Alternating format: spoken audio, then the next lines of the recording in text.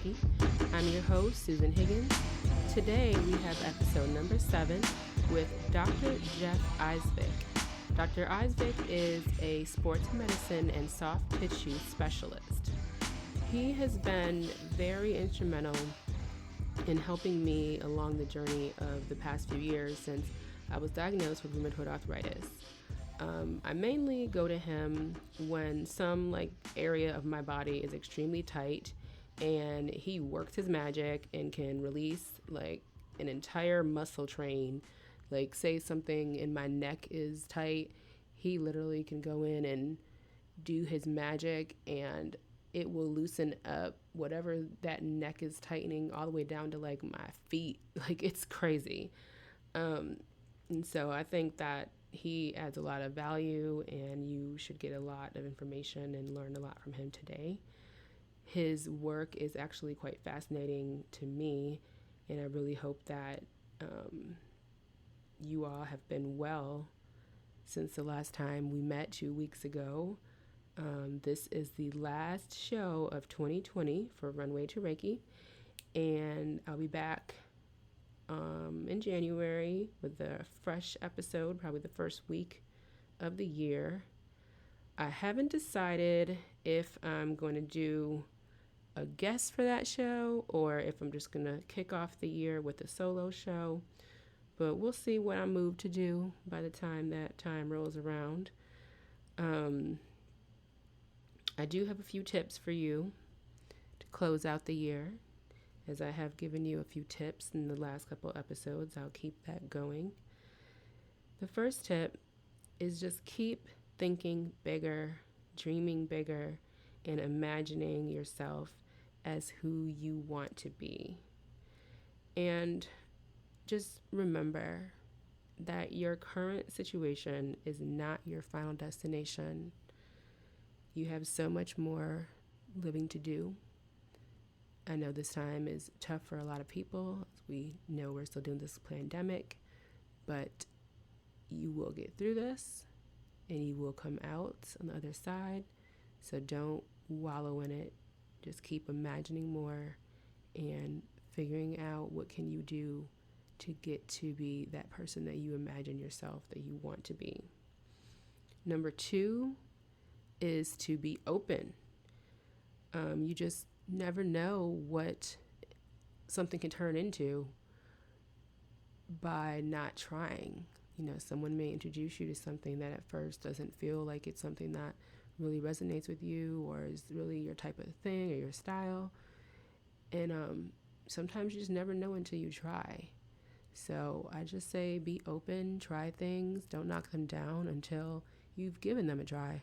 And then, once you have jumped in and said, oh, okay, this isn't for me, then go ahead and let it go, but at least try. Just be, open-minded and try something, because you just never know. It might be the best thing that ever happened to you.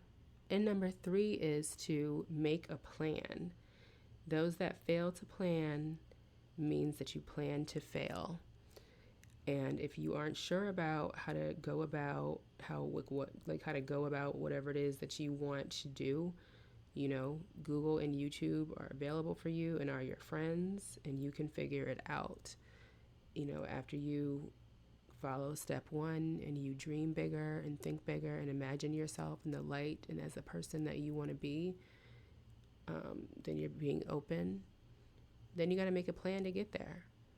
And there's plenty of tools and resources and courses and classes online and information for you to figure out whatever it is you need to figure out. If you need to talk to somebody to bounce ideas off of, get one of your people. Sure, you can find somebody to talk to bounce your ideas off of and come up with a plan and help you just work through things in your mind. So before we actually get started with the interview, I just would like to remind you, if you already aren't subscribed to the show, can you please go ahead and subscribe? And if you would follow the show, I saw some different platforms. Some say follow, some say subscribe. I guess it really depends on what platform you're on, but whichever one you get, please do one or the other. I appreciate it.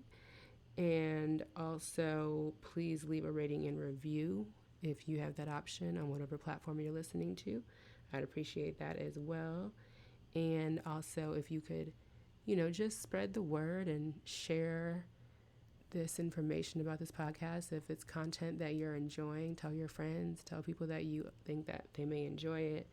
Maybe take a screenshot of the show on your phone as you're listening to it and post it in your stories online and tag Runway to Reiki's Instagram page. That would be awesome. Whatever help I can get to get the word out organically, that is very helpful, and I truly appreciate any help I can get with that. Also, if you can follow Runway to Reiki on Instagram, and it's at Runway to Reiki. And I started a Facebook page for the podcast from Runway to Reiki as well. If you follow that, that'd be awesome. So let's go ahead and get right into this interview with Dr. Jeff Eidsvig. I hope that you enjoy it. Hi, welcome to the Runway to Reiki podcast. I'm so happy to have you. Yeah, thank you so much for joining me. Pleasure. It's an honor to, be able to come on your show and hopefully shed some light into some health and fitness topics and that you might have for me. Yes, I'm so thankful. This interview was supposed to happen pre-pandemic. Actually, we had it scheduled the first time and mics were not working properly, me being a new podcaster and learning all this audio. And then we had to schedule it again, and then we got shut down. So here we are again. It's all about life, and these things kind of come about, right? So you got to kind of figure your way out, and sometimes it's electronics, and so sometimes it's Corona. We got to figure it out. So we're ready to go. I'm excited. I'm ready to bring you guys some good information that can hopefully help you, lead a healthier lifestyle and get up off the sofa. Yes. And hopefully shed some light on some health topics that she might have for me. So. Perfect. But I do want to just ask you, how have you and your family been in this pandemic? It's been trying. I'm not going to lie. I think, for any of us to say, oh, yeah, it's been fine. I think that's really sugarcoating things because, I've realized that, I miss my friends. I miss the simple things like going to a movie theater or, hanging out with, friends at a restaurant or, and normally just, enjoying each other's company instead of worrying about, oh my gosh, do I have my mask in my car or, how many people are going to be in that restaurant. So, from a health perspective, I've made it through. And my main goal with COVID was, one, don't get it. And two, get through the whole pandemic and help others. And I think that's, I've chalked it up to a success so far. That's awesome. That's good to hear. Yeah. Well, we'll go ahead and get right into this interview with the questions that I have for you. So, what does DCTP1CGFI stand for? Well, those are all those credentials that, all the doctors and everybody has, and people go, what are those, right? So just to start out, just a little bit about myself. I am a board-certified chiropractor at trade, but my main specialty is sports medicine and soft tissue work. And so, I've been working for 15 years as a doctor, and all those credentials that you hear and all those letters are really about, certain certifications that I do. And the DC is a doctor of chiropractic, which that's my basic trade. That's like, a medical doctor, MD, right? And then the TPI-CGFI, that is a Titleist golf fitness instructor. So I'm able to treat professional golfers or the average golfer and be able to, help them from a medical perspective. And so that's one certification that I've been utilizing for years. And then the other one, I believe, is ART. That is an old technique that I used to do called active release technique. So the new one that I do is called integrative diagnosis. So I think maybe I need to revise those credentials a little bit that you came up with. I don't know, but I got a lot of them. I mean, even my wife was like, how many do you have? And I'm like, you know what? It could take up a whole piece of paper probably. But the grand scheme of things, what I do is sports medicine and soft tissue, in terms of being a specialist. So those are really my main credentials. But all the other stuff just allows me to treat you more effectively, really. Okay, yeah? Cool. Where are you originally from? So I grew up in Carrollton, Texas, which is not too far from where we are right now. Standard middle-class family. Mom was a teacher. Dad was a mechanic, served in the military, in the Army. So he was an engineer. He actually had an engineering background. So, I think that's kind of what kind of got me into this form of medicine or alternative healthcare is, I like to look at the body from an engineering perspective. So I think I got that from him a little bit. But grew up in Carrollton, Texas, not to get off track here, but, went to school in terms of college at, it used to be Southwest Texas State University. Now it is Texas State University. So got my undergrad there and then went to Parker University and obtained my chiropractic degree in 2005. And now I'm here 15 years later. And is this what you always wanted to do? Like, was there something different that you wanted to do as a child? As a child, that's a great question. I remember growing up and I had airplanes like all over my room. I mean, literally cockpits of airplanes. And I wanted to be a pilot. I mean, that was like my main dream. And I actually have a friend of mine who's an F-15 pilot and he works for Southwest. So I always kind of drool over all of his stories. But I wanted to be a pilot and I just didn't have the eyesight. So you had to have 20/20 eyesight. Never had 20/20 eyesight. So I couldn't do that. Because of that regulation. I think it's changed. I don't know, but that was like in the 80s, 90s, forever ago. So I wanted to be a pilot, and then I was in business when I was in school, actually in college. I was studying business management. And,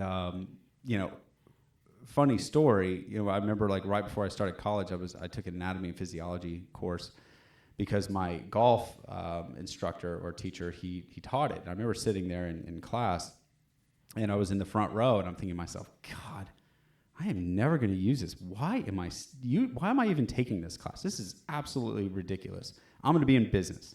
Well, funny how you say things, and then all of a sudden, 10 years later, you're a doctor, and you're treating anatomy and physiology. You're using anatomy and physiology every single day. Wow. So, to say a business, I'd have to say I would be in some sort of business or a pilot. But, in my faith, God has a plan, and I think that this was his plan all along. So that's awesome. And so how did you know that you wanted to go into medicine, but really, how did you know you want to take your medical career in the direction that you've taken it in sports medicine versus going for like a traditional doctor? So you're asking like about alternative medicine. Okay. So, I grew up in a, like I said, middle-class family. If you got sick, you were going to the pediatrician or you're going to the GP, and it was all about medicine-based. So, I, growing up, never heard of a chiropractor, never heard of alternative medicine because back in the 80s and 90s, it just wasn't that popular, right? People, the paradigm was all about, you take medicine, you take pills, you get diagnosed by your doctor, you go see an orthopedic, and that's just the way it is. And there's nothing wrong with that. I think it's just a great model. But, what really got me hooked on it was I'm an athlete. I grew up playing sports. You name it, I've played it. Golf, basketball, football. And so I remember, meeting this guy who was a friend of mine, and he was finishing up chiropractic school, and he goes, "Hey, you want an adjustment?" I go, "Say what? I don't know. What do you mean an adjustment? What are you talking about?" And so I remember him adjusting me a couple times, and I remember sitting there going, "God, I feel a lot better." Like I was working out, with weights, 6-7 days a week at that time in my life, which I was about probably 19, 20. And I was like, there's something to this. And so I started reading some books, and I still have this book. It was called The Man's Greatest Gift, Chiropractic, I believe is the name of the book, right? And I remember at that time I was valeting cars just while I was in school. And I remember just having it in, while I was waiting for cars, I would just kind of read a little bit of it. And I still have that book to this day. And I finished the book, and I think I was just like, this is what I want to do. And it just really made sense from my athletic background and just what I've read and what I've experienced. I was like, this is really an interesting way of treating the body versus just, utilizing medication, which I think there's a time and place for everything, right? It's just you have to have an open approach to health But that's kind of how I kind of got started and how I kind of got pushed. So that mentor of mine during that time really kind of just showed me the way, and I haven't looked back ever since. That's awesome. So you have your doctorate in chiropractic, but you don't practice it in a traditional sense. Can you explain what this means and why you decided to go down a different path? So when I got out of school, I joined a large pain management practice. Now, for all you listeners, if you don't know what that is where people are in chronic or acute pain and they're treated with, medications, whether it be pain medicine, whether they get treated with spinal injections with steroids. And so, I saw that from that approach. I was like, okay, so I'm going to just do some traditional adjustments. That's kind of what I was taught in school.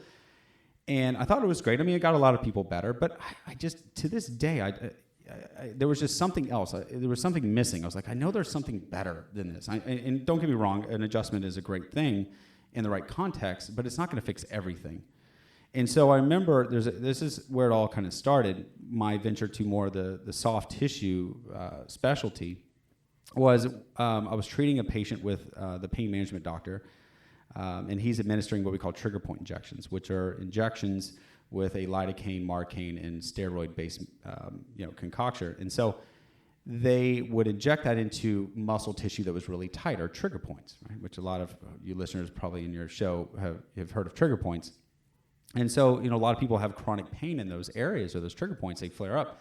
Well, as he was inserting the needle, it was real gritty. It was real crunchy. And me being a new, doctor, I'm always asking questions like, well, what is that? And of course, he kind of dismissed it as, oh, it's just gritty and crunchy, and kind of moved on. Well, me being, inquisitive, I was like, okay, well, I'm going to do some research. What is that? So I started doing research, and come to find out that's fibrous adhesion. It's scar tissue. It's internal scar tissue inside the muscles and tendons and ligaments.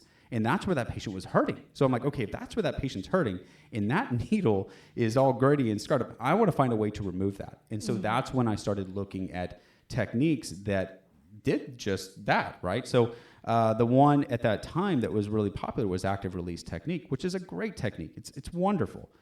And I did that for many years. And, then I got hooked up with my mentor, Dr. William Brady. He's up in Boston. And he was an instructor for ART for like 10 plus years, and, pulled me aside and said, hey, another guy who was in the seminar pulled me aside and said, hey, there's this other technique called integrative diagnosis. You should try out, check it out. So I went and Googled online, and I've been hooked ever since. I mean, I've been working underneath him since 2008, 2009. And to me, it is the best soft tissue technique, period. And there's thousands. I mean, there's a lot of them. But just from my experience in how much I've healed people and helped people, that in those tough cases where even the medical doctors are just scratching their head, I can go in and fix it and remove it. And so that's kind of how I got started in terms of the soft tissue and how it's kind of guided me, which is just asking the question why. I think that's it. Like, why? And so that's how I got started. And your bio says that you are the only doctor in Texas certified to diagnose and treat adhesions, and that you are the premier soft tissue doctor. Yeah, so the integrative diagnosis certification, I'm the only one in the state of Texas. The guy who came up with it, Dr. Brady, like I mentioned, he wanted to keep it small. He wanted to keep the top 5% doctors, rather than just making this huge, mainstream technique. And, I was fortunate enough to be one of those doctors, and he wanted to kind of keep it really small, which I agree with. I think it's great. So, yes, I am the only integrative diagnosis certified provider to treat adhesion in Texas. So, yes. Can you explain maybe a little bit more about what exactly an integrative diagnosis specialist is? So, integrative diagnosis is a technique that is 100% focused on diagnosing musculoskeletal neurological-based conditions. Okay, so what that means is, if you come in, you have a muscle strain, or if you have, lower back pain, for instance, which I know a lot of listeners on the show may be suffering with, it allows me to utilize what we call functional exam or testing. Okay, so I can run patients through functional tests that will show me based on restrictions in measuring. So we use inclinometers, we use certain measuring devices that will show me where restrictions are that are not specifically maybe where the symptoms are. So, I have a lot of cases come in that are lower back to where, I have them bend forward and one of their hips is massively restricted when they're bending forward. And that's just a basic simple movement, right? And so you clear out the hip restriction, well, that unloads the spine and it takes care of the back. I have so many people come in that I don't even touch their back in certain cases, and I'm just treating their one hip or their nerve problem, and their back pain's 90% better. So it just allows me to remove this fibrous adhesion, which is internal scar tissue. Okay, so that's caused from overuse, like repetitive overuse, trauma, or in certain cases, sometimes surgery or surgical intervention. Okay. So I tell everyone that you are my dry needle doctor, and no one knows what that means. So I always have to pull up a video and show them what it is, and they're always pretty freaked out, which was my same reaction when I was first told to look into dry needling by my older brother when I first got diagnosed with RA. But after doing it and feeling the difference in my body once, I was hooked. Can you tell us a little bit more about what dry needling specifically is? Yeah, so dry needling is a technique that we implement at my office that utilizes acupuncture-based needles. Okay, so it's not acupuncture, but it is utilizing the needles in a way that basically reboots muscle tissue or tendons or ligaments that are bound up in too tight or spasm. So we can insert those needles into trigger points, right, to reduce that tension, just like that doctor did that was using the trigger point injections, like I mentioned earlier in the show. We can also use the needles to basically remove nerve entrapment. So your nerves can get stuck in the muscle. So I can take a needle and slide it between the nerve and the muscle to create a separation of that area. And so it's just a really good tool to loosen tissue up. It also suppresses inflammation. So surprisingly, you think like, oh my gosh, sticking a sharp needle in something is gonna reduce inflammation, but it does. I mean, the mechanical action of needles is so powerful. That's like acupuncture. I mean, you stick that needle into an acupuncture point, it's stimulating certain points of your body that can correlate with organ systems or stress or, you name it, right? And so utilizing these needles in the way we do it is, I mean, profoundly amazing in terms of removing restrictions in athletes, like professional athletes, which I treat, and just everyday people that deal with chronic pain. It's just an amazing tool. It's just one of the tools that we utilize here at my office, but an amazing tool, and I hope more people would hear about it. I know a lot of physical therapists do it, but it's not my primary way of treating patients, but it is my secondary. So I like to employ both of these techniques together, and it is a wonderful thing in terms of helping people with chronic or acute pain. What do you know, like, where does it come from, and like, why aren't more people offering it, or more people doing it, and more people don't know about it? Well, I think the paradigm is shifting in healthcare. I think people are asking, well, let's try something more conservative. Let's try something more alternative. And I've been seeing that over the last 5-10 years. I've been seeing people taking health into their own hands versus just saying, oh, well, whatever my medical doctor, my GP says, I'm just going to do. I think people are utilizing the internet more effectively in terms of, finding the right treatment for themselves or, asking the right questions, right? So the technique that we do is integrative dry needling. That's the certification that I'm certified in. And there's different ones. There's different ones out there, and they're all great. But the integrative dry needling approach is neurological and musculoskeletal. So it deals with the nerves and the muscles. So yeah, that's the one we... So it's just people just don't know about it, and they're just kind of learning now. Yeah, well, they're just starting to. I mean, I hear a lot of, new patients coming in my office all the time. Like, yeah, I got dry needled by my physical therapist. I'm like, great, perfect. That's better than just sitting around and taking a bunch of pain pills and, praying that your pain goes away. At least they're doing something that is, physical for your physical problem, right? So I tell a lot of patients, you can't sometimes fix physical problems with chemicals. It doesn't work. You have to have a physical solution. That would be like saying, hey, surgery doesn't work for a physical problem. Of course it does. You have to physically go in there and clean up whatever's damaged or remove whatever's damaged and then you're going to have a great outcome with that physical problem, right? So, it's a great tool to mitigate pain without having to use medication so much. Right. But there's a time and place for everything. Right. So often I tell people that, I can go get dry needled and it's much more expensive than getting a massage, but you get the knot out faster than the kneading and the kneading and the knotting and working on it forever when I'm at a masseuse. And it just feels like, I feel like it's more worth my money because it's just like a faster effect. Like, what is the difference between dry needling and actually going to get a massage? Well, it's two different things. I mean, so a massage therapist is going to utilize their hands in a way to help just kind of break some of those fibers in the fascia in between the muscles, which is, for all you listeners, it's kind of like a chicken breast, a raw chicken breast. You pull it apart, that white stuff, that's fascia.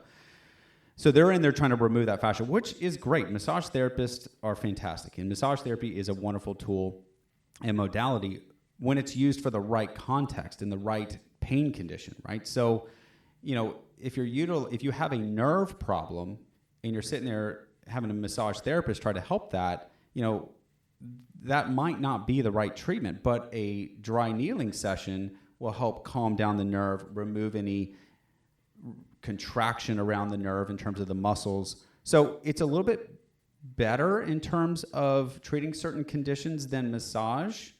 It just depends on what you have. And it really depends on the diagnosis. And that's kind of what, I would say in terms of how they differentiate. Okay. And you also offer acupuncture, which you've done on me several times. How do you know when you need to treat someone with acupuncture versus dry needling? Or in many cases with me, you've done both on the same day. That's a good question. And it's really case by case.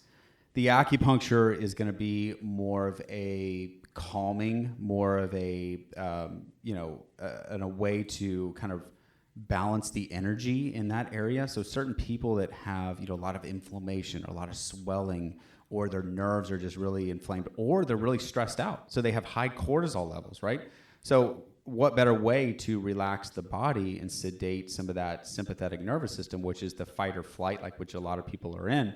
And that's a whole other topic in terms of how people are stressed out all the time and their cortisol levels are crazy. But, that's been clinically shown to reduce stress and cortisol. So it depends on what's going on with the patient. And that's really boils down to taking a history, taking an exam with each patient that comes in, and then administering the right treatment, which is exactly what every doctor should be doing. And so that's kind of why I blended some on you, because you had a little bit of this and a little bit of that. So got to kind of find the right treatment that is going to give you the best outcome. Okay, got it. Can you explain what the laser machine that you have is all about, and what does it actually do and help with? So we utilize a hot laser treatment, which those have just started to become really, really popular. I think we've had ours since 2007. I mean, the thing is, considered a dinosaur compared to some of the ones that other people have. But it's just an amazing tool. And, cold laser was like the biggest thing back in the mid 2000s. But it just wasn't effective enough. It wasn't deep enough. And so the laser treatment that we utilize is based on radiation. So it's really light that's amplified by radiation. Mm-hmm. And it has the long terms like photobiomodulation, okay? And not to bore your listeners to death with all this stuff, but it really, in an easy way to kind of think about this, is that it uses a light to stimulate the cells to produce an influx, a lot of blood and oxygen into the tissue. So in a given time with this laser, it can put about 200% more blood in that area. So if I have damaged tissue or a broken bone or something that's inflamed, the more blood I put into that area, the more healing nutrients and the more anti-inflammatory properties in terms of the treatment can start working. It's a great and vital tool to a lot of soft tissue, sports medicine-based and spinal-based injuries. Wow.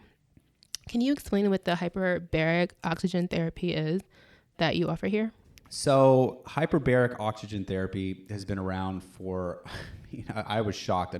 I went to a seminar with it. It's been around since even the Egyptian times. They had a picture in this book of a machine that was similar to a hyperbaric chamber that they utilized. It is a pressure-based chamber, okay, that fills up with 100% oxygen under pressure at a certain types of atmosphere, so atmospheric pressure. And what it does is it forces the oxygen into the tissues, whether it be, an area that's been damaged or traumatized, or you have some sort of concussion or brain-based injury. It will flood the oxygen into the tissue, and it just allows your body to heal. A lot of professional athletes sleep in these things. A lot of them utilize it for recovery. It is a long-term based therapy that has just become a little bit more popular. Okay, I mean, I know that has been around. Cryotherapy has been around too, but hyperbaric has been around for a long time, and it's very effective. And I've seen tremendous results with it with sports-related injuries. How often do you recommend a regular person do it to really see the results? Well, it just depends on their condition. So typically what, the top recommendations are is about 20 to 40 visits with this. And they're about 30 minutes to an hour long, depending on what we're treating. But that's typically what they recommend. And it just depends on how you're doing, of course. Every time you go into hyperbaric in our office, we would, of course, make you fill out a survey to see, okay, how much improvement are you seeing since the last visit? So, and it is one of those treatments where it's accumulative. So the more you do it, the more you're going to saturate your cells with oxygen. So it's just a good overall treatment for the body in terms of detoxification, in terms of healing, et cetera, et cetera. Yeah. So maybe once a week, would you say? Probably for that 20 to 30? Yeah, I mean, it just depends. I mean, so if you're going there for maintenance, yeah, I mean, you could do once a week, you could do once a month, but it's really more of a treatment plan. You have to utilize this. It's not just you go in once every so often. You have to do a block of them to really saturate the body in order to get the effect you're looking for. Okay. Yeah.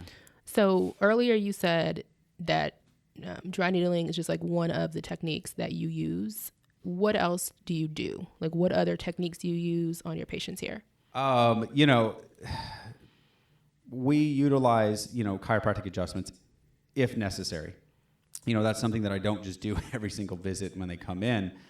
So that's one technique that we do. Also just nutritional counseling. So, I'm really big into nutrition. I'm big into detoxification, which I think a lot of people need that are just not getting it. Unfortunately, and, I was listening to another podcast on this recently that, a lot of medical doctors don't have the nutritional background unless they specifically train in nutrition. They have a minuscule amount of nutritional background. And so, if you're not telling people they need to eat right or detoxify their bodies, which detoxification has been around for thousands of years. Right. I mean, and unfortunately, it's just kind of gone by the wayside, and people just think, oh, well, our bodies detoxify normally, naturally. You don't need to utilize anything. Well, go ask a functional medicine doctor that, and they'll tell you all kinds of information that's incorrect. I mean, our bodies do need help, right? And so there are herbs, there are chelators out there that are clinically proven to grab onto, let's say, heavy metals like mercury or something along those lines that can draw it out of the body. And so if you don't draw toxins out of the body, you're going to become toxified, right? Right. And there's a great functional medicine doctor. His name is Dr. Stephen Cabral. And he's got a wonderful podcast, The Cabral Concepts. And he talks a lot about, we have a bucket. Essentially, if you think about the bodies like a bucket, like a rain barrel, if you accumulate all these toxins and it keeps building up, what happens is you start getting sicker and sicker until eventually it overflows over the top. That overflowing is when you get sick. That's when dis-ease happens in the body. So if you don't keep your rain barrel bucket low, you're going to be more apt for problems down the road. So you either pay for it now or you pay for it a lot later in terms of how much you have to endure. No one wants to be unhealthy in their 70s and 80s and can't get out of bed or perform natural, activities of daily living. So, if you can do things to help the body, get rid of some of these toxins that we're exposed to, which, I did research recently. I think we're exposed to, what was it? 77,000 man-made chemicals in the United States. And this was, I think, 2015 the study was shown. And this was Dr. Stephen Cabral's book, The Rain Barrel Effect. You know, in Europe, I think they're supposed to around 3,000. So it's really regulated differently in the United States. And it's all based on money. It really is. And it's really sad, all the toxins that we're exposed to, and yet we're just not told by our GPs or our medical doctors, hey, you need to do some detoxification, because they just don't know. And so what you don't know in life, you put down. Yeah. It's ignorant. So you're like, oh, well, that doesn't work. Well, you have no basis or you have no understanding of it, so how could you say that, right? Right. So I think detoxification is a big factor of why people are sick nowadays. And it's the foods. The food is awful. I mean, I walked through the grocery store with my family the other day, and I was just walking to go get something in another aisle, and I walked down the cereal aisle, and I looked around. I'm like, this is like a big aisle of sugar. Like, I mean, no wonder we're falling apart, right? Absolutely. And no wonder the United States is falling apart during this COVID, because we're just unhealthy. We're all vitamin D deficient. Yep. And you wonder why all of a sudden they're like, oh, well, 80% of people that are vitamin D deficient have a mortality rate, a high mortality rate of COVID. Well, hello, because you don't have the immune system, and most of us aren't out in the sun a lot. Right. So we're not getting that exposure, right? And so when you diminish your D3 levels, which some people have non-existent levels, you'd be shocked if you take blood. I mean, with some patients, if we're not supplementing during, let's say, the winter hour or the winter days, your vitamin levels are going to go way down. And just for you listeners out there, vitamin D is not a vitamin. It's a hormone. Vitamin D3 is a hormone. Interesting. And so if you're deficient in this hormone, well, then guess what? Your body is not going to regulate itself in terms of the immune system. And it does over 300 different actions in your body. 300. And yet your doctor's like, yeah, you're fine. And the ranges, if you do a blood test, are 300 to 100 or 30 to 100 nanograms per deciliter. And if you're 32, they're like, you're fine. Well, no, the optimum range is 50 to 60. And this isn't me making this up. This is Dr. Mercola, who is one of the top leading nutritious medical doctors in the world, that you need to be between that 50 and 60 mark, right? So, it's just, there's so much lack of education from our government, lack of education from our doctors, from a nutritional standpoint, and you wonder why our health is terrible in this country right now. And you wonder why people are falling apart, and they're diabetic, and they have back pain, and they're overweight. And it's just a compounding effect of lack of education. Right. And I'm hoping that, I have a podcast, and you have a podcast, and hopefully we could just get the word out that, hey, if it's one thing you could take away, take some vitamin D3 plus K2.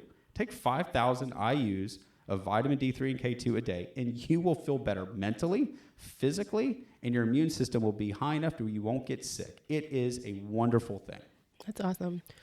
Sorry, I didn't mean to go on a rampage there. That was awesome, though. Yeah, hopefully that can just, educate some of you listeners out there that, hey, that's something you got to do. No, that was awesome.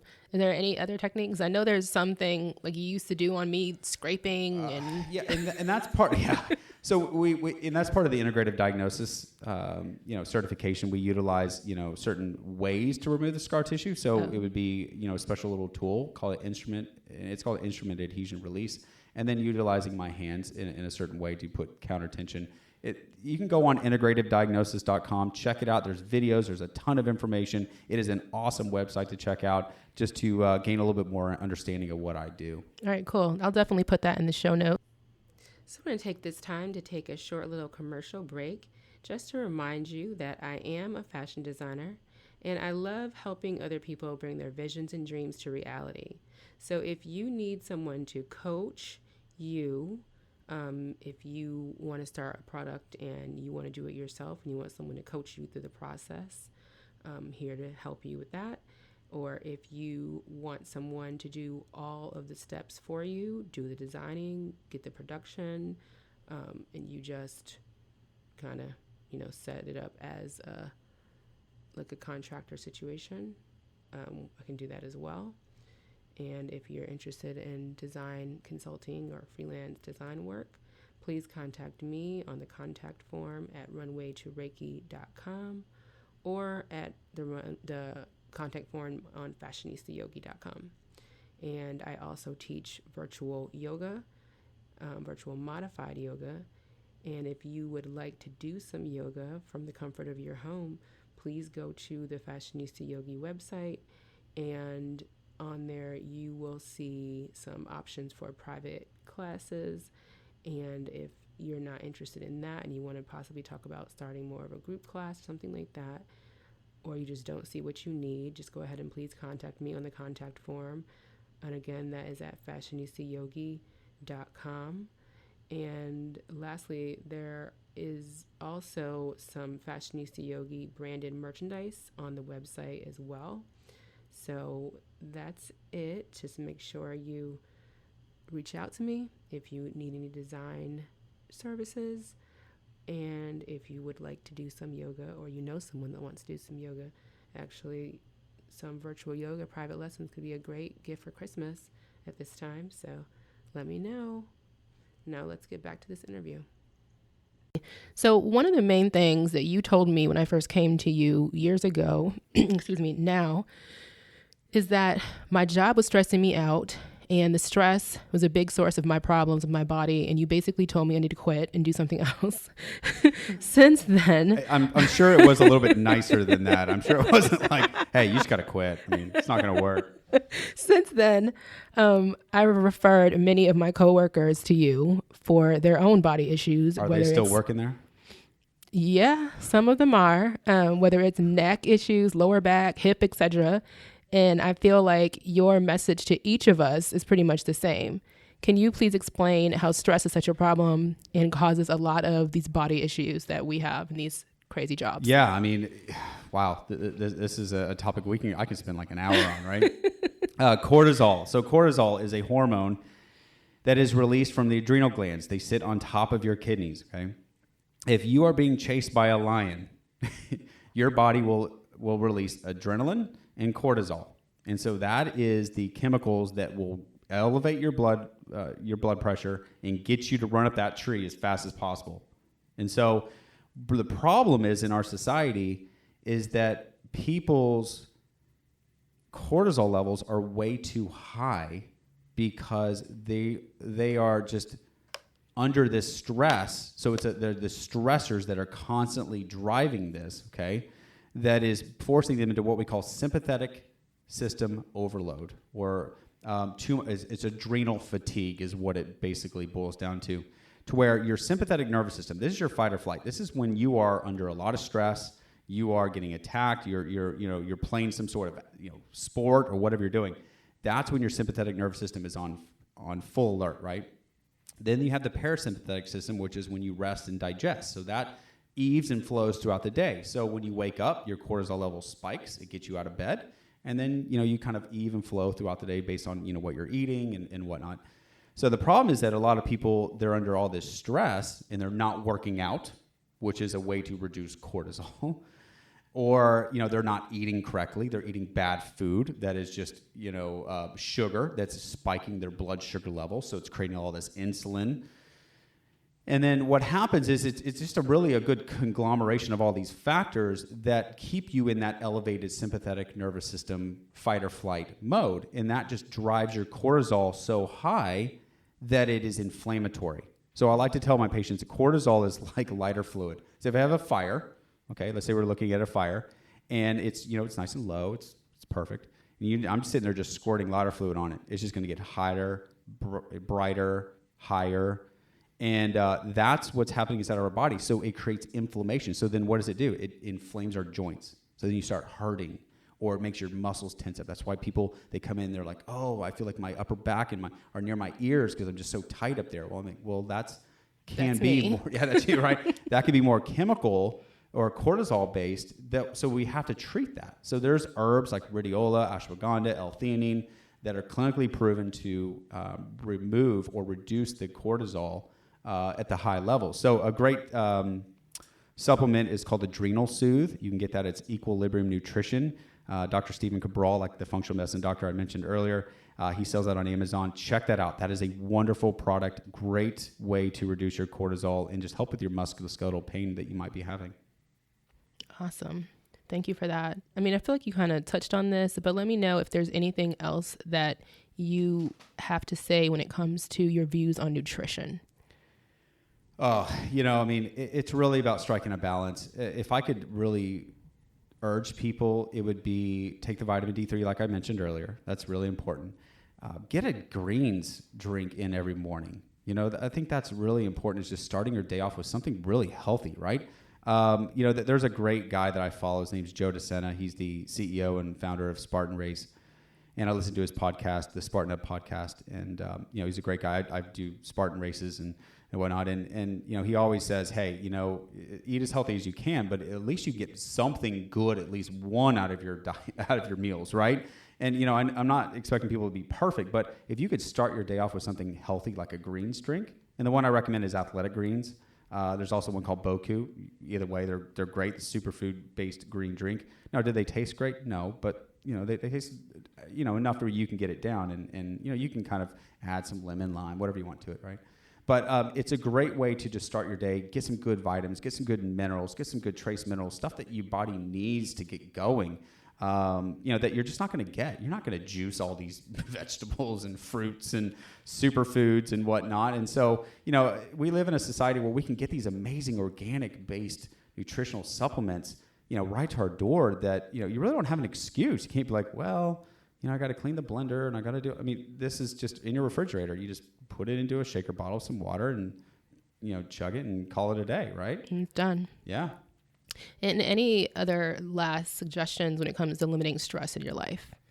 I would say exercise. Everyone needs to start exercising. I don't care if it's 20 minutes a day. Sweat some time or throughout the day at least. Get some sweating in, right? And I don't care if that means walking around the block. That means, doing some weights or some body weight exercises or a HIIT training class or a Peloton class. You got to be exercising because that is clinically proven to reduce cortisol and stress. So, I really feel like if all Americans just started working out, like if it was mandatory, like you have to work out some degree, we would be so much happier. This world would be, in our country, would be so much better. I love that. Yes. So there have been several supplements that you have recommended for me, but you've never recommended any quote unquote pharma meds to me, except for maybe telling me I should get a steroid shot to help get my body under control at certain times when things were a little crazy for me, or as a preventative measure during the winter to help me not get sick. You've actually not been happy about certain medicines that I've been on for my condition when we've talked about some of them. But you don't do any pharma prescriptions. Is there a reason for that? Well, first, and starting out, based on my profession, we are not, able to write prescriptions for pharmaceuticals, and that's just the way that it is, and that's okay. Certain medications for certain conditions, I think it's really individual based. It depends on how you can handle it. So in your case, being rheumatoid. I've had patients come in that are rheumatoid that can take Humira or one of those, base medications, and they're fine. But then I have some people, I've had one lady, and this was years ago, she almost died. Her body was starting to shut down because of it. So, our physiology is so different from one versus the other. So I think it's really individual based. I'm not against any medication. I think there's a time and place, like I always say, for it.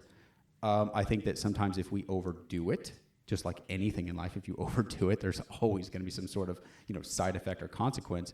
So I think it really depends on your case-by-case basis. And, I'm not against medications at all because, I utilize medications for myself, and I actually push sometimes patients, hey, you do need to go get a steroid shot. You do need to go and have surgery. So it just depends on case-by-case. So I tell people that you're one of my natural or homeopathic doctors. Is that right, or functional medicine, or should I just start saying integrative? Well, natural is such a weird word because you can say, hey, it's a natural chicken breast. Well, that could still be hormones. And, I wouldn't say natural. I would say what I do is more, yes, it is in the alternative health realm, but what I do is more sports medicine and soft tissue specialist. Okay. That's what I am. If you want to ask, hey, what are you? I'm a sports medicine soft tissue specialist. Okay. Make sure I'm get it right next time. No worries. I mean, it can, it is what it can be complicated. So you've recently started a podcast. Can you tell us about your podcast? What is it called and what are you talking about and what inspired you to start it? All right. So my podcast is the Eidsvig Episodes Health and Fitness Podcast. You can check it out on, all podcast platforms, especially Apple Podcasts. It's a weekly show, interview, doctors, professional athletes, talk about health conditions. So whether it be, like tennis elbow, runner's knee, disc pain, sciatic pain, TMJ. I mean, just go over these type of conditions and even some nutrition I'll put in there. And so, it's a growing podcast. I'm really happy with it. How it all started, and this is a really funny story. There's a condition called it's called internal disc derangement. And so what this is a disc tear in your spine. So many people come in to doctors' offices and they're like, hey, I have a crick in my neck, or I threw my back out. That is actually a disc tear. So people think like, oh, it's just my muscle. And even doctors will die, hey, here's some muscle relaxants, right? It is actually a annular tear of the disc. Whether that be a small tear or a large tear, you are going to get that crick in your neck where you can't move your neck, you can't get off the floor, your back locks up, your neck locks up, you got shooting pain on your shoulder blade. And so what happens, for the last 15 years, I've seen so many people come in and seeing me, and they're going to their PCPs or going to the ER, and they're getting misdiagnosed. I'm like, this has got to stop, right? So I was like, well, what better way to spread the word about this is to generate a podcast. So that really inspired me to really spread the word because, I can only say it to so many people. I mean, I could write a letter to every, PCP and ER doctor around here if I wanted to, but it wouldn't work. So podcast was the way to go. And, it's been great. I mean, I've had tremendous success with it. I can, utilize it when I'm dealing with patients in the office. Hey, go check this show out. It'll really give you some more in-depth information on your condition. So it's been fun. It really is. Cool. It's fun. I mean, I've listened to podcasts like, Joe Rogan. I listened to Spartan Up podcast. I listened to the Cabral Concept. So, I've been inspired by those guys. And I can tell you this, I'm a lot better doctor than I am podcaster, but you know what? I'm getting better just like anything. And, check it out. It's a really fun show and I'm really growing it and we got a lot of great interviews and, I'm going to bring on a guy who is a friend of mine. He's a professional AVP, volleyball player. He traveled all around the world, and he's got some great information in terms of self-treatment and his story. And so, it's fun. That's awesome. So, this podcast is targeted at wellness for creative people who most likely sit at a desk or on a computer a lot. What suggestions can you give people that sit a lot at computers like this? So, sitting is definitely one of those main factors that cause a lot of lower back pain, right? So in our spine, we have these discs, which are rubbery, watery little pads that go in between each bone, right? And it is just a shock absorber. They just create hydraulic pressure up into our spine whenever we're sitting or standing or twisting or bending. When we sit, it puts 2 to 3 times the amount of pressure in your lower back. So you got to think about this. If you're sitting for, let's say 4 to 6 hours out of the day, you're putting 2 to 3 times the amount of pressure in your lower back than standing. So that's why these standing desks are becoming more popular, right? Because it's just less pressure in these parts of your spine. And so what I would suggest is, one, stand up more often. So I always tell people, hey, get a timer on your phone or a sticky note or something on your computer that says get up every 30 minutes. Get up, walk around, stay active. We are not, we're not designed to just sit and be sedentary. We're designed to move, right? So, as much as it's great to utilize your computer at work, you're also damaging your lower back. So get up and move is one. Two, make sure you're seeing a doctor like me to assess for any functional restrictions, any soft tissue adhesion that can compress your lower back. So definitely find a doctor in your area, which go on integrativediagnosis.com, and you can look under find a provider, or just anyone, active release technique, whatever technique you want, or you want to find a doctor in, do it, because it is game changer if you're going to be sitting a lot. Number three, stretching, yoga. I really recommend. I think it's wonderful. I think if you can get some good stretching in daily, I think it just compounds and it really helps with your lower back. And then the last one, strengthen your core, staying strong. I think if you have a weak core, if you just kind of get, as we get older, we just get a little bit weaker. I think you're just setting yourself up for, injury in your lower back. Yep, it's true. And so what's next for you? Any new ventures coming up? Any new goals? Oh, I always have goals. I always write it down every month in a little black book. I think it's really important to write our goals down. But the podcast is something that, I've had. I'm on the second season, so that's fun. So that's something that's new. Hopefully writing a book. I think that's kind of down the road. I want to kind of publish my own book in terms of what I've, experienced, what I've done, and just, spread the word about what we do, because, at this point, there's only about, I think, 70 doctors that are integrative diagnosis certified at this point. And so, there's not a lot of us out there that do soft tissue in terms of, what we do. So if I can spread the word with a book, that would be all the better. Traveling with my kids. I have two young girls, McKenna and Brianna, and, I want to just show them the world. That's really, kids are so important. My kids are so important to me. And, I grew up, I had a great upbringing, but, I always want to make it better for them. So traveling with them, especially after this COVID, right? Yes, I mean, geez, sure. my kids are like, hey, when are we going to go on vacation? I'm like, not anytime soon yet, but, hopefully soon, and then all this passes. And then, Spartan races. So I do a lot of marathons, Spartan races. So I know that's going to get started up next year. And for all you listeners, Spartan races are obstacle course races, which are very demanding. You're talking, 3 to 26-mile race where you're on trail runs. You don't know what's coming up. It could be barbed wire you have to crawl under. It could be a 30-foot rope you have to climb. It could be swimming in 70-degree water, 60-degree water, for 300 yards. It could be doing, monkey bars. It's really kind of cool, and mud, and it's just really a fun thing. I really feel free, and it's just, that's my jam. It really is. That's my thing. I've done Ironmans. I've done, marathons. I've done 5 marathons, and I can't even count how many half marathons. But, endurance racing has been my, it's been my thing, That's really cool. Yeah. I didn't really know much about that, so I'm happy that you enlightened me. Do you have a daily wellness routine or practice? Oh, geez. Yeah. Well, things have changed from COVID, right? So it's just not the same what it once was.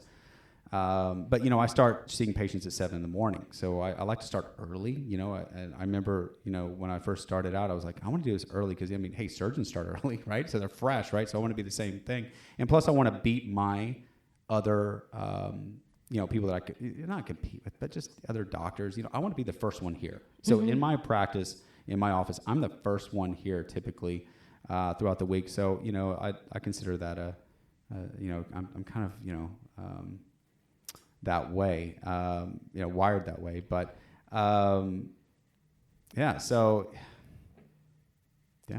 You get up early. I get up early, and I do my greens drink, the athletic greens or the Boku, so that I kind of get my day going. I'll go to the gym. So I typically, if I have time, it depends on the morning. So if I have an early morning, I might hit the gym, later after work. But if I, start at 9, which a couple of days I start at 9, I'll go to the gym before just to get a good, that workout in. I do HIIT training classes, in the weekends too. So that's something that I'll incorporate if it's a Saturday morning. Definitely some water, maybe with a little lemon. I think it's really good. Like a not a cold glass of water, but just a room temperature, a glass of water with lemon. I've heard that really, I know it actually helps with your digestion and helps with, your body kind of get started throughout the day. So yeah, that's really, gosh, if I had the opportunity, if I had like a sauna I would 100% be, sweating in the morning and and running. But, I got to get to the office. So, only got limited time. So I kind of jam it all in as much as I can. And so that's why, getting that nutrition in, like I mentioned with the athletic greens and the Boku, is just, I'm getting my body just primed and ready, right? Right. And what can you absolutely not go without to keep yourself grounded and level-headed? My faith, 100%. I'm a Christian, and, I can't do this without, God, of course. He's guided me this whole way, and he's the reason why I do what I do. I feel like it's just my faith is, helping others is very important. After, really growing up in a Christian-based home, it's just been one of my underlying, missions to be the best person I can be and help others. So faith, God is definitely the one thing that I can't live without. And number two would definitely have to be water. I love water. It's just one of those things. I drink a ton of it, and I can't live without it. And then, the third is my wife and my kids. I love my wife. I love my kids. They are my support system. They've, got me through these 15 years. It's been trials, just like with anyone in anybody's life. You're going to go through ups and you're going to go down. And it's just, who do you surround yourself with? I'm a big proponent of, who's your closest 4 people around you. Yep. You are an average of those people. But my wife and kids are just awesome, and those are the things I can't live without. That brings me to my next question. You being the family man that you are with your lovely wife and 2 children, how do you manage it all, and making sure that you have time dedicated to them, and improving people's lives of your clients, and your performance here at your business? I think it's hours. I really had to sit down with my wife, in the beginning, because, well, one, she set me down and she goes, listen, you are working way too hard. You need to be present with your kids, because one, they're only going to be around for a short period of time. And so your practice will be around for a long time, but them being young is a short window. So you need to be present. And so I sat down with her, and we came up with a good hours to where, I work 7 to 5 on Monday, right? And then I work 9 to 5 on Tuesday, and I work 7 to 1 on Wednesdays, and then 9 to 5 on Thursdays, and then 7 to 1 on Friday. So I get those Wednesdays and Fridays where I have from 1 all the way till we go to bed. So I'll pick them up from school. I hang out with them, take them to tennis lessons. I'm just all engaged with them. So I think it's really just splitting the time, and it's a tough balance. Family and work, and especially owning your own practice, it takes someone with a lot of grit and a lot of guts to be able to do this. And I'd say grit is one reason why I've kind of gotten to the level I've gotten, and just being OCD and just not giving up, right? But really, it's about that time balance that I've invested in my kids. I'm like, listen, I have plenty of time to go play golf with my buddies. I have plenty of time to go to the gym by myself, but I don't have a lot of time with these girls who are now 11 and 7, because they're going to be out of the house before I know it. Yeah. Hopefully, right? Well, hopefully they're out of the house. They should be, but that's really it. It's just really time and balance. That's great. And so, going back to you, being a pretty competitive guy, playing competitive golf in your teenage years, and also participating in the Spartan races, the Ironman, and all of the marathons and triathlons, how does it make you feel when you complete one of those intense events? Oh, you know what? It's there's nothing better. It really is. So what got me into it is, I lost my mom to cancer when I turned 30. And so not funny, but really unfortunate, is my daughter, Brianna, my oldest, was born the day before my mom passed. So my mom passed the day after. So I witnessed my daughter being born, and then my mom died the next day in front of my eyes. And it really shocked me. It really rocked me to the core. And I really needed a way to, I guess, kind of process a lot of the emotion, because it was a lot of high, a lot of low. I was a first-time dad, and I'm lost my mom, who was like my best friend. She was just my everything. And so I really came across, marathon running, and I've always liked running. I never did cross country, which I wish I did when I was in high school.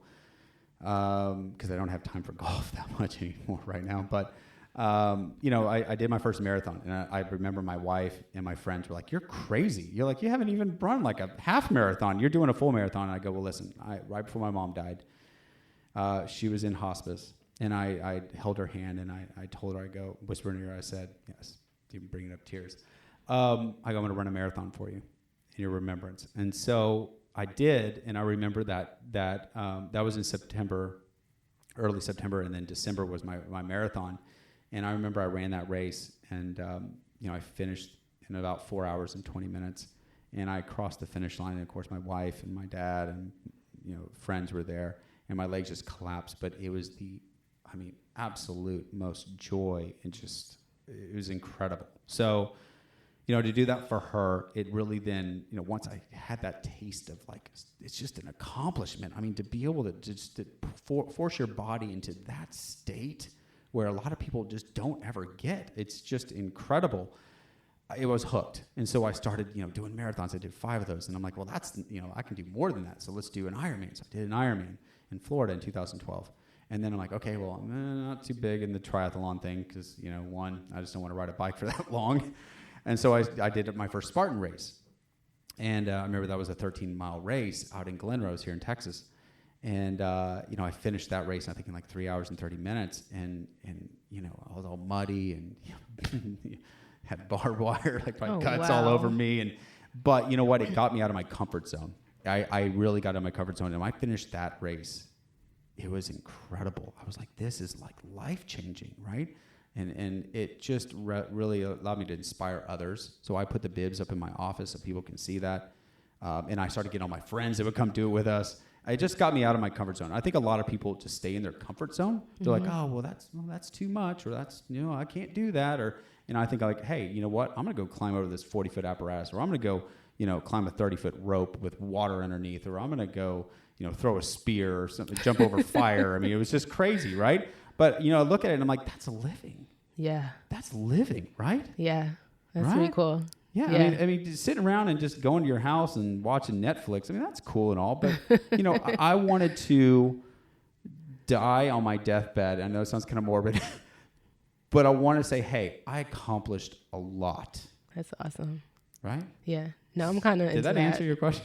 Yeah. That was... Sorry, that was really long and drawn out, but, It was way more than I expected, but that's how this is, right? So since I'm a fashion designer and I do have, some fashion and style questions, how into fashion and style are you, and how would you describe your style? Oh, do you like to shop? Yes, I do like to shop. My wife is going to hear this and she's going to go, yes, he does. My fashion has evolved. I mean, I remember back in the early 2000s, I mean, I would wear like tank tops and like capri like pants and like, the Kenneth Cole slides and, when I was younger, the Z Cavaricis and the Jabos, you probably weren't even alive back then. The MC Hammer type pants. I mean, you'd be surprised. We're probably not far off. Yeah, we're not that far. So, I've gone through those phases, and my style is even changing right now. I mean, I really love fashion. I love changing, my style. But I love a good, V-neck T-shirt, some jeans, and some like cool boots. I mean that's cool. And button-ups. I love like Theory button-ups. Theory is like my brand. It's like my go-to. Okay. I came across some cool boots, and my wife is gonna laugh at me, but called Fry is a good company, Frye. And I'm starting to rock those now a little bit. Okay. So and I'm also incorporating some flannels, like some not flannels, but they're kind of that style, with a T-shirt underneath. So I'm kind of going a little bit more kind of fun, like kind of edgy, kind of casual, kind of. Okay. Yeah. So it just changes based on how I feel, and I'm 41. I can't go wearing tank tops, and I mean, don't get me wrong. Am I in good shape? Yes, but I'm just, I'm like a dad, right? So, I think it's just changed throughout my course of life. But I think I'm pretty fashionable. I like some brands. It is what it is. Okay. And are there any business resources, like any apps or software companies or anything that you use that you think would be beneficial to the community of Runway to a Reiki? So, if you're if you're really wanting to learn more about your body, there's a really good app called Visible Body. And you can really dive in from a three-dimensional aspect of what the muscles and the tendons and the ligaments and the nerves look like. So, if you're ever having some pain or anything, you can kind of, download this app. I think it's like $24. And then you can really kind of nerd out in a sense and just, learning about your body. I think knowing what you look like underneath your skin is so important. Absolutely. Right? So I'd say Visible Body is a good app to check out for sure. Okay, cool. And what book have you read or listened to, if you do audiobooks, that has been most impactful on your life? Oh, geez. I listen to a lot of audiobooks. Of course, the Bible. The Bible that's the most impactful book that I've ever read and will ever read, right? So that's just the pinnacle. I mean, I think it's the most selling book of all time, right? Absolutely. There's a great book called Soul Fuel by Bear Grylls. With the guy on Man vs. Wild. Mm-hmm. I'm almost finishing it. And so that is a wonderful, just daily, devotional that I dive into every day. And, he's an amazing guy. I mean, this guy is the youngest guy to climb Mount Everest. Mm. He is, that's why he's on those shows. The guy's just incredible. But he's a really devout Christian and a really good person. And so I like his insights. I like how he kind of, can drive some biblical application into, what we may be going through. So Soul Fuel, that's the book that I've almost done, and that's a great one. Check it out. It's on Amazon. Okay. Excuse me. And you already told us earlier about what podcasts you consume. Are there any others or any YouTube channels that you consume? Well, really, Joe Rogan, Spartan Up podcast. Let's see, the Cabral Concepts, like I mentioned. Let me think of some other ones here. I want to make sure I get Armchair Expert, Dax Shepard. He's really good. Ben Greenfield Fitness. That's a really good show, guys. Also, Trained is a Nike podcast. That's a really awesome one as well. And then there's another one called Self-Made. It's one of my really good friends. He's an awesome entrepreneur, his name is Haas Pratt, so give him a little shout out. Check his podcast out, Self-Made, really, really good show. But YouTube, I don't really follow too many, shows. I mean, I'm a big car guy. So okay. I will say, for all you I don't think there's a lot of car listeners. No, I'm kind of a car person. Are you a car person? Yeah. So Car Wow. It's kind of like a UK site, but they do a lot of like drag races to all these like exotic cars, and they do a lot of like, they'll really go in depth of the cars that are out there. So I'm a real big BMW M fan. I have a lot of BMW M cars in the past, and so that's a great show to check out. So Car Wow, yeah, check them out. Yeah. And who inspires you the most? That's a really, really good question. Who inspires me the most? I would say my kids and my wife. I think just doing this for them. I get up early. I help as many people as I can. But I think that, at the end of the day, when I come home and I see those little faces and they give me hugs and they give me kisses, and, I love having girls. I mean, would I've loved to have a son? Yes, but I had 2 girls, and that's what God gave me. But seeing those little faces and how they light up, and then my wife, being there for me, and I think that's why I do it. Yeah, for sure. Well, that kind of answers my next question. Yeah. My next question was, what drives you to keep going, and what excites you most about life? What drives me and excites me about life? I think just the unknown. I think just what's next, right? If you were to ask me 5 years ago, hey, you'd be doing a podcast, I would have thought you were crazy, because I remember thinking, God, my voice is just terrible. Right, same. Recording, I'm like, God, that would just be horrible. And, now I've gotten really good. I can talk, I can speak, and I've done a lot of, speaking engagements in front of, potential patients and other people. And so, yeah, I would have to say that the unknown is what drives me. It just moving forward. I think just, evolving, right? Yeah, definitely. Yeah. And what are you most grateful for at this moment? Being healthy. I think health is wealth, right? Instead of a lifeline, I call it the health line. So, I think your health is the most important thing because, a rich man cannot buy a single second on his life. That's right. So I think that when your health fails, then all the other things start going down with it. I think that has to be a priority and a cornerstone of your life. And I think it's put down on so many people's priorities. Absolutely. It's like, hey, well, my job, or, it's just, and then all of a sudden their health fails and like, oh, well, hey, can you fix it?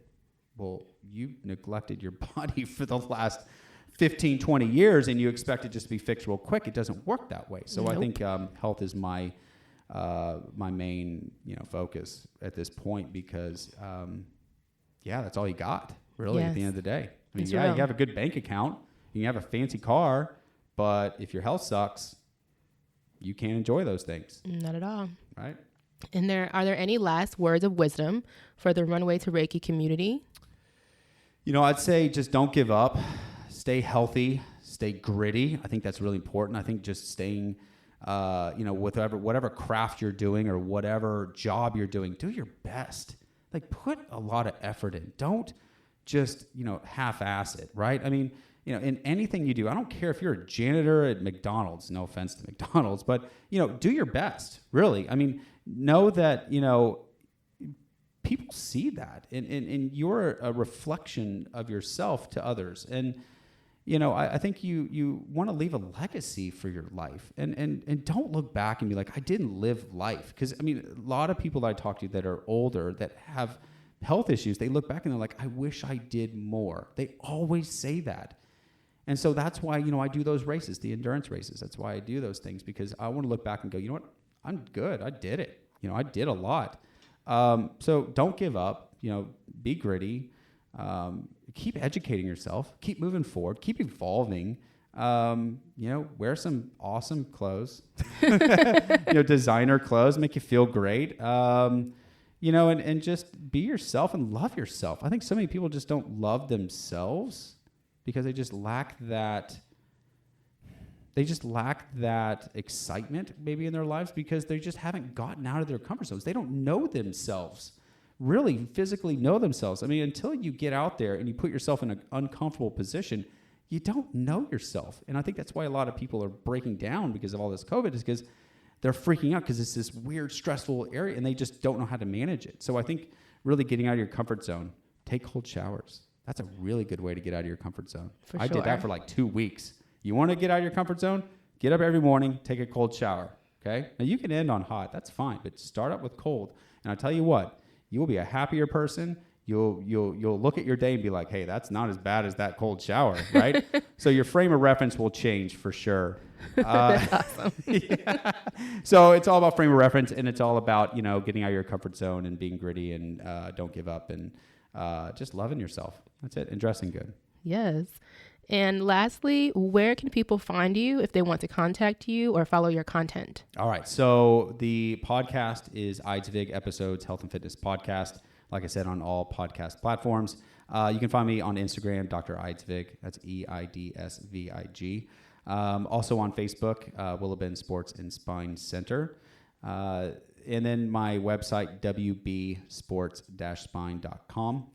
And that's really it at this point in terms of how you can find me. But yeah, look me up, and got a great show for you on the podcast front. And yeah. Well, great. Thank you so much. I really, really appreciate this interview. That was really awesome. No, hopefully I can shed some light and bring some good clinical information for all you listeners out there. And, hopefully you guys can lead a healthier life. And thanks for having me. I really loved this interview. It was really fun. And love to come back sometime. Yes, I'd love to have you back. Thank you. All right, cool. You guys have a healthy week. That was a great interview. I hope that you received so much value from it like I did. I got about 4 main takeaways from that for you to leave with and take on. And, if you're not already doing these things, think about possibly incorporating them into your year from 2021 as we're coming to the close of the year. Number 1, everyone should be taking vitamin D and K2, he said. So that was the number one. He's very passionate about that. So I know I'm already taking the vitamin D, but the K2, I don't have that down yet. So I gotta work on that. Number 2, he said to drink a green drink every morning. I get that in sometimes, but I'm not gonna say it happens every day. Number 3, everyone needs to exercise at least 20 minutes a day and sweat to reduce the cortisol and stress on you. And number 4, don't sit down all day. Get up, move around, stretch, strengthen your core, and consider a standing desk. So I'd like to take this time to thank you so much for listening and supporting the show in its first few months. I really appreciate it. And closing out this year and going into 2020.